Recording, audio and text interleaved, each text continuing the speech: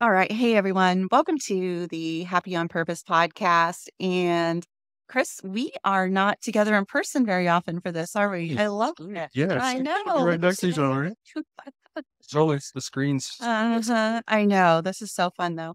So today we're actually going to talk about something that we as just humans have to deal with, and that is difficult conversations. I had some recently. This is why we're talking about it, this selfishly, but I got through it. And that's what we're going to talk about. Like, how do you get through it? How do you prepare for it? How do you care for yourself with the stress that comes with it? Could be very stressful. I think you Yeah. build it up in your head, build it up in your head, and it just tears your body up. And I think the sooner you can get it off your chest. Man, you are not kidding. That is one thing that I found with the challenging conversations that I had to have last week. I really made it worse in my brain leading up to it than it actually turned out to be. That's just one piece of it. How do you have challenging conversations often? All the You times. And do? it seems like I have the conversation 100 times in my head before I actually Mm, talk to the person. And it builds up and it builds up and it gets heavy, heavy, heavy because you're yeah. already thinking about what the other person is thinking. And what other people think about you is none of your business. And I think we put it in our heads, and 99.9% of the stuff that you're thinking is not real.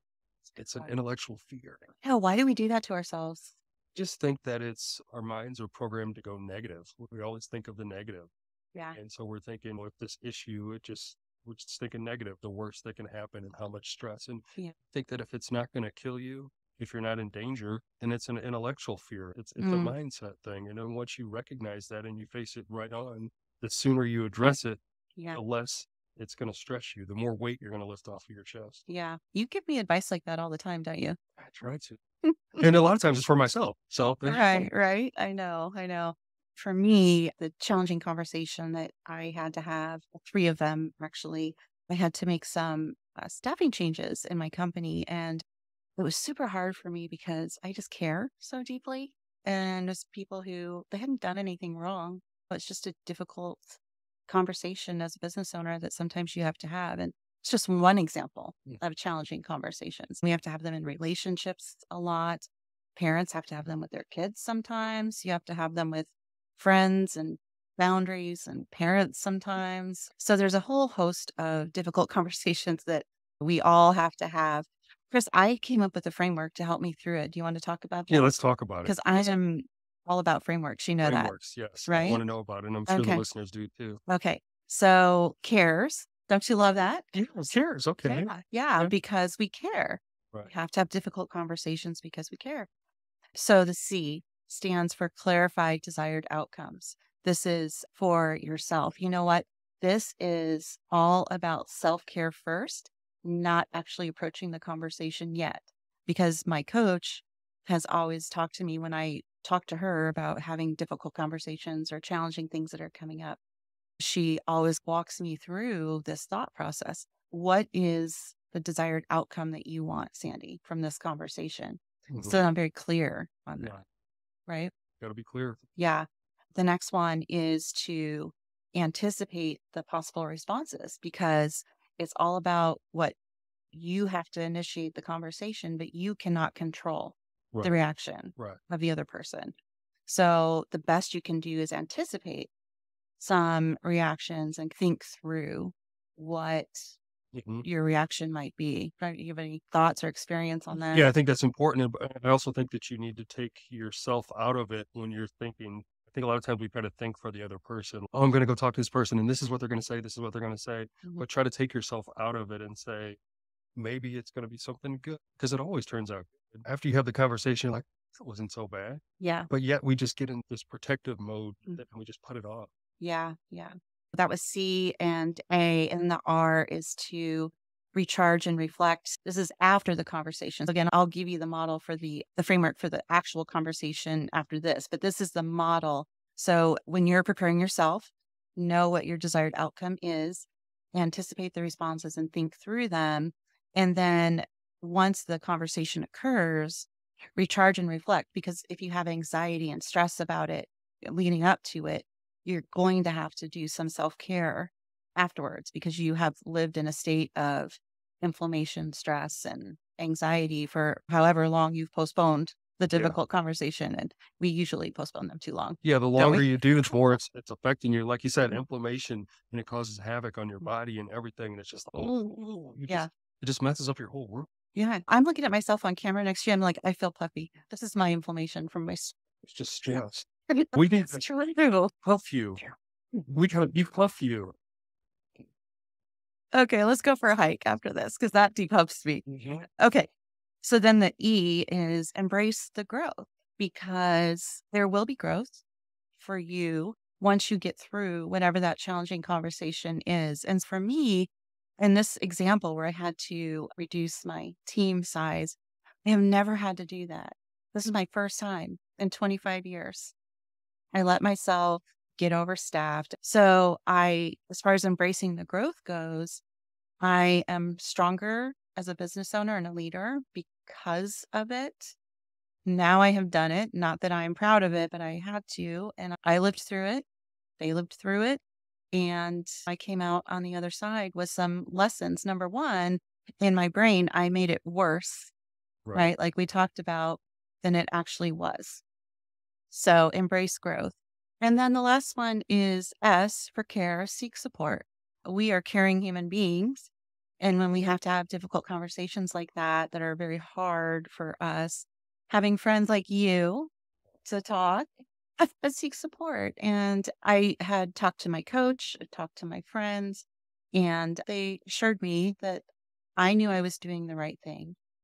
They understood, and it was normal that it felt hard, but also that they lift you up and remind you that you're capable of right, doing it right, and coming through it, right, right? And being better for it, right, right. right? And you gotta remember, carrying a lot of bricks, you can do it for a little bit of time, but it tears you down and it tears you Mm. down, and then when you let those bricks up, it's, ugh. And you gotta remember with the staffing issues and all that, you help them and you help them grow, help them become better leaders within themselves and everything, so they probably look up to you as a leader for stepping up and having the conversation with them. So you've helped them and you've helped your business. Yeah, it's hard. I agree with you. And if not right now, maybe down the road. And I was just sharing, Chris and I are together right now because we were at a BNI meeting together. So we just popped open the computer and recorded a podcast. I was having a conversation with our mutual friend, Kate. And I just shared with her, I was like, I'm 57, I'm 56. Why am I aging myself more? I'm 56. But when I was 28, I got laid off from a job just like the one that I just had to lay a couple people off from. Now, it was actually a marketing company in Colorado. It was unexpected. It was for the same reason that in retrospect, that they were overstaffed. And I was the one selected, and it was very hard. I cried. I was emotional. I didn't know what I was going to do next, but I did figure it out. And here I am today with my own company. And I started my company 2 years after that layoff. Mm. So sometimes things like that open doors. So you just have to remember when you have difficult conversations, regardless of what they are, the person on the other side, you don't really know what's going on in their life. You don't know how they're going to take it, but you do know that it's opening a door. It's closing one door, but it's also opening another door of opportunity that could lead to such bigger things. And that's a good thing, Right, right, that's true. right? So it's just perspective. Right. Yeah. That's exactly what it is. Yeah. Respect. So the cares is all about you, right? But let's talk about the conversation. Mhm. I have a framework. Okay, let's the framework. Here's the frame. Let's put it in the frame. Okay. Go ahead. Let's hear it. Please, I know. Hey, right? totally. I understand. All right. This Great. is the clear framework. All right, clear. Shouldn't you be clear? You got to be That- clear. You have to be clear. But to have clear intentions, be totally clear. If not, it's blurry. that- It's true. That's the What? opposite of clear is blurry, right? That's like the most profound thing I've heard today. All right. Well, let's get clear. Even Kelly's smiling. We've got someone in the audience and she's smiling about it. It's not profound. If it's not clear, it's blurry. Hmm. All right. The clear framework for navigating challenging conversations. So the first thing is to contextualize the conversation. So you want to explain why the conversation is necessary, regardless of what the topic is, Right. right? What's the last difficult conversation you had to have? Leave names out of it, but like, Oh, I was going to say my son. No. Well, okay. You try to teach your kids certain things, clean up after yourself and do different things like that. And then when they don't do it, it's like, come on, I'm trying to teach you and teach you. And sometimes as parents, it's tough because you just want your kids to learn certain ways. And it's like, when I was your age, I did this, and you try to teach them and stuff like that. And it's tough. I set the stage and say, hey, son, I love you. But Mm. She's that big eraser. yeah, No, you're not yeah, really erasing it, yeah, but no, Yeah. So set the stage, contextualize the conversation. The L is then listen actively. So you want to prioritize understanding the other person's perspective without interrupting. Just listen, yeah, active listening when they respond. And then the E is to express your perspective. For me, in this situation, I just had to explain. I'm just overstaffed. I will do everything I can to support you, and it's the hardest decision I've ever had to make, and it breaks my heart. And I'm sorry. I actually said I'm sorry. But my job as the owner of the company is to keep us in business and grow the business. But number one, not let the business fail. And that it was just something that had to be done. So that was my perspective as the owner in my role. So contextualize, listen actively, express your perspective, and then aim for mutual understanding. And if you've done number 2 and number 3 right, there should be a certain level of mutual understanding. And this is the thing that, like, when we ramp up in our heads how it's going to go, we forget this part. We don't think that there is going to be mutual understanding, but if you approach it the right way, oftentimes there is, right, because people are human. They get it. They get right, it if you explain it the right right. way. I don't know. You have thoughts? Yeah, no, I think it's important to explain. I think like everything that you're saying when you're listening, I think a lot of times people are listening to respond instead of listening to understand. I think seek first to understand the other person. And Absolutely. that's very difficult because you're thinking in your head all the Yeah. time. Yeah. There you go. I don't know if you guys can hear it, but we just got background music, but my noise filter might filter it out, but it's pretty good. There we Right. go. I like Okay. it. We're going to end on a positive note. There we go. Okay. And then the R for the clear framework is to resolve with respect. And that is key. I think if you've reached mutual understanding, depending on what is, in my case, it was the end was the end. That's just what but it's not always that way. Right. Like your relationship with your son or whoever it is that you're having the difficult conversation with, you resolve with respect. And that's how you end it and you move on. And I'll even share that I had a glimpse, or I don't know if it's the right word, help me find the word, but I almost changed my mind. But you can't Oh, do that. You okay. can't backtrack. Right. Get back. Yeah, you can't backtrack. Anyway, so the clear framework for navigating the conversation, and then the cares framework for you. Right. You have to Mm. be clear and care. You have to care to be clear.